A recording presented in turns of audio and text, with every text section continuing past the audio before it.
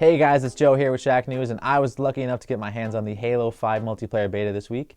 Myself and some of my colleagues were invited to New York to try out the game hands-on in person, and I'm going to give you some of my thoughts and tell you about all the new stuff that they're releasing.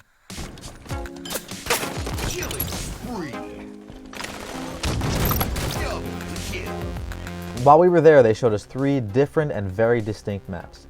The first was Truth, which is basically a spiritual successor to Midship. One of the first things we noticed while playing was the option to climb, aka clamber. This is the first time any Halo game has introduced anything like this, and it changes the gameplay very significantly actually. No more crouching at the height of your jump to clear a ledge, only to fall back down and try and jump again. The next gameplay tweak is humongous. It is the ability to infinitely sprint. So in Halo 5 multiplayer, you're going to be able to sprint as long as you want. You hit the stick and you can keep running forever.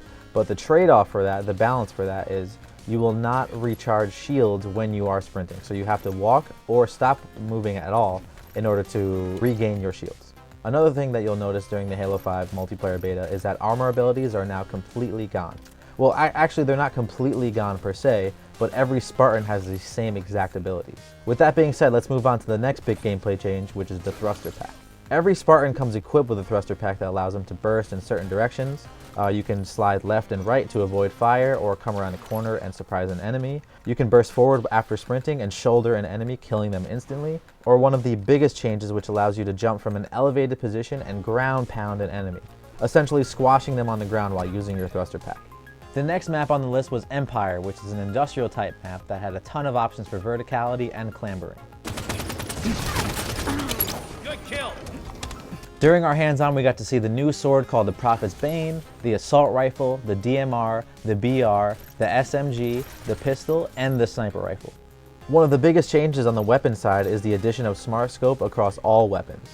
Smart Scope is a heads-up display that allows Spartans to interface with the weapon directly, and you can utilize this new ability in the air, hovering for a moment before you fall, and to engage enemies at a longer range.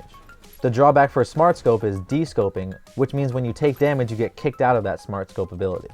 The final map and game type we played was Crossfire, part of the new Breakout mode.